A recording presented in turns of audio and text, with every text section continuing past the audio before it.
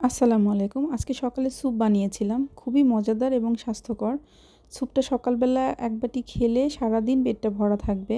আর এটা অনেক হেলদি। তো চলুন দেখি কিভাবে বানিয়ে নিলাম। তো প্রথমে একটা প্যান বসিয়ে তাতে আমি পানি দিয়ে দিলাম।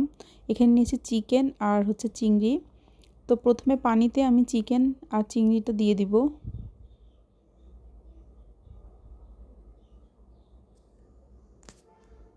এখন দিয়ে দিচ্ছি লবণ। 2 চামচ লবণ দিয়েছি। এরপরে দিচ্ছি সাদা গোলমরিচ। আসলে কালোটা আমার কাছে ছিল না, সাদাটাই ছিল, এই কারণে সাদাটাই দিলাম। এবার একটু নেড়ে চেড়ে দিচ্ছি। এখন সামান্য একটু অলিভ অয়েল দিয়ে দিলাম। আর এখানে রসুন কুচি আর মরিচ কুচি নিয়েছি, সেটা দিয়ে দিলাম। তারপরে একটু নাড়াচাড়া দিলাম।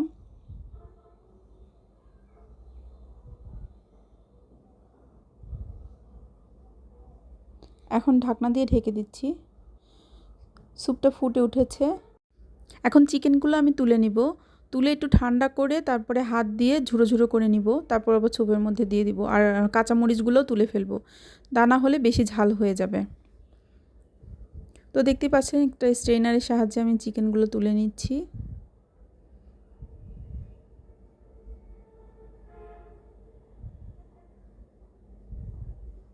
এ তো সব চিকেন তোলা শেষ। এখন আমি একটু ঠান্ডা হওয়ার জন্য অপেক্ষা করে হাত দিয়ে ঝুরো করে দিব। এই যে হাত দিয়ে ঝুরো ঝুরো করে দিয়েছি। এখন আমি এগুলো আবার স্যুপের মধ্যে দিয়ে দিচ্ছি। এখন আর একটু নাড়াচাড়া দিয়ে ঢাকনা দিয়ে ঢেকে দিব। আমি 2টা ডিম একটু লবণ দিয়ে ফেটিয়ে দিয়ে দিয়েছিলাম, সেটা স্কিপ হয়ে গিয়েছে।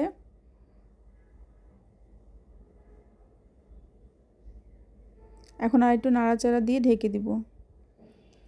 তো আমি এখানে দিচ্ছি কর্নফ্লাওয়ারের পরিবর্তে রাগি আটা।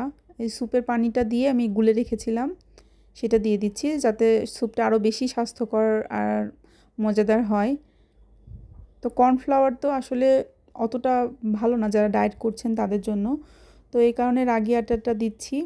একটু থিকনেসটা বাড়বে আর মজা হবে খেতে। একটু লেবুর রস দিয়ে দিচ্ছি, প্রায় 1 টেবিল চামচের মতো। এ তো এখন একটু নাড়াচাড়া করলেই হয়ে যাবে স্যুপটা। চুলাটা বন্ধ করে দিব। গরম গরম বেড়ে নিচ্ছি বাটিতে।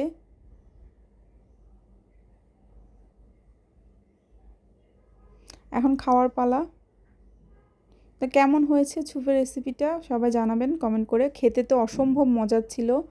যে কোনো রেস্টুরেন্টের স্যুপের চেয়ে বেশি হেলদি এবং মজাদার। আমি কোনো সস ব্যবহার করিনি এখানে। আজকের মতো ভিডিওটা এখানেই শেষ করছি। আল্লাহ হাফেজ। আসসালামু আলাইকুম।